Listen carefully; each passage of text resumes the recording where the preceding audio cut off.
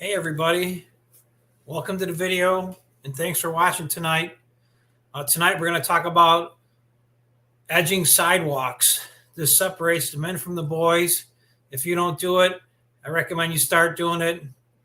It's going to go a long way in making you look more professional than the rest of the guys.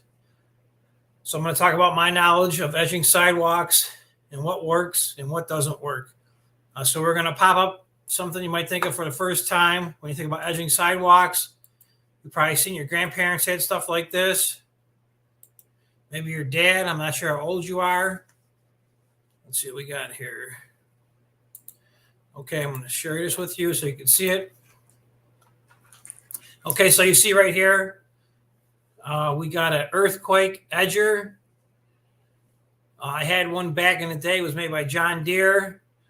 It does a great job, but from what I could tell you, you only need it for the first time. And when I mean the first time, if you have something like this piece of equipment, after the first time, it's real easy to keep up on edging a sidewalk. So I would recommend that you take how many ever customers you got, and over the first 3 weeks, maybe divide it into a third or a half, depending on how many customers you got, because you don't want to burn yourself out the first week or second week. But you want to get at least edged the sidewalk by the third cutting, or else you're going to start looking like the bad guy. So after the first time you actually edge it completely, the rest of the season with your trimmer, it's going to be super easy and actually faster for you to edge the sidewalk by turning your trimmer upside down and edging the sidewalk versus going back to the truck, taking it off, starting it, edging it, going back to the truck and securing it. Because you're going to find out most of the time with something like this piece of equipment that I had over the past years, 90% of the time, it's always rolling around your trailer, banging into your lawnmower, possibly falling off. So, like I said, this is good just for the first week if you want to, but I'll show you a couple other ways and some other things that might work. But I wouldn't get this. I think, in my opinion, it's a waste of money. You could put it into other things that'd be more important. So let's see what we got going on. Okay. This right here, I currently have this one right here. I haven't used it in a while because after the first week, you don't need it. This particular unit works good, but the actual head itself, where the blade is attached to at the bottom, it clogs up with muddy grass. So if you got a unit like this one right here, make sure you have in your back pocket a flathead screwdriver of some kind so you can stop real fast and pull the mud out, because once this unit gets clogged up with mud, it doesn't work as good. It bogs out. So that little screwdriver is a little pro tip I could tell you to have if you got this particular unit. Like I said, it's good for the first week. After that, you can get done with your trimmer. But if you want to carry around an extra tool to slide around inside your truck, or if you guys have trimmer racks, I don't recommend trimmer racks. Trimmer racks really don't work. They look pretty and pretty cool, but realistically, they just do a number on eating into your aluminum shaft, which I can make a video about it, but I'm not. So if you're thinking about getting a trailer racks to hold your trimmers and that, I would pass on it. Unless you got an enclosed trailer, then that would be a different story. I never had an enclosed trailer, so I couldn't tell you. But from what I see on the videos, I watch other guys who got enclosed trailers. They definitely look pretty.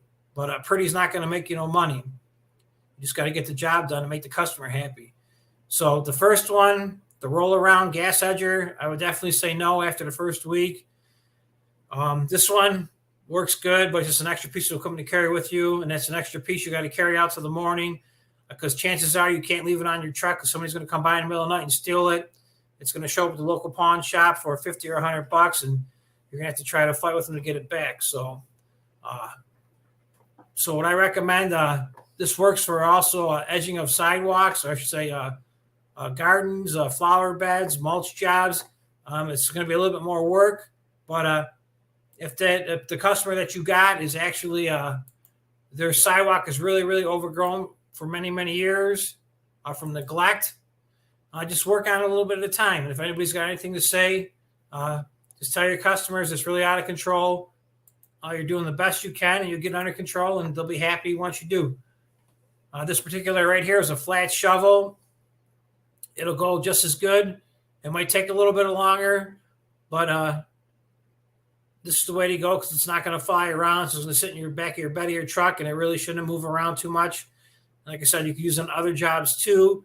If you guys are thinking about getting a gas-powered sidewalk edger or that Echo trimmer I showed you for edging the sidewalks, they really do not work good for trying to edge flower beds. We'll do a video on the actual flower bed edger by Echo. It works real good, but they don't work good for that. So this shovel in a pinch could get you to cut the sidewalk in real quick. It might take a little bit extra effort, but it's really not much more. And like I said, just do some of the sidewalk if it's out of control. So this would be the way to go, in my opinion, versus the other two. And just work on it, but try to get it done within the first 3 cuts so you look professional. And then also something else you're going to need, and no, it's not the rake. This is going to help you out right here too. You wouldn't think about it until you get all this actual grass clippings or pieces of side laying around. Hey, when you're at your local store, pick up 2 or 3 of these and just leave them together. Throw them in the back of your truck, bungee cord them so they don't roll around. But this little bucket right here is going to be a lifesaver, so you can pick some of them grass clippings up or the dirt with the grass that you just edged. Throw it in this bucket. Once you get to this bucket, it's full of 5 pounds of it. It's going to be super heavy. And if you want, take it home with you. I don't. I try looking for a place to dump it, such as behind the garage or a low spot in the yard. So those are some of my thoughts in regards to edging.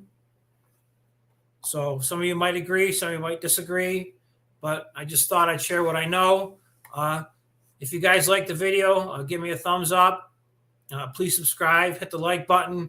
If you got any comments about edging, leave them down below. I try to answer them. And if you guys made it this far in the video, check out the video challenge I accepted by Drew's Property Maintenance, about 30 trucks. If you guys are in the business, send the video, put it up on YouTube. It'll be a lot of fun. We'll have a good time. So everybody, once again, thank you. I'll see you on the next video. Have a nice day.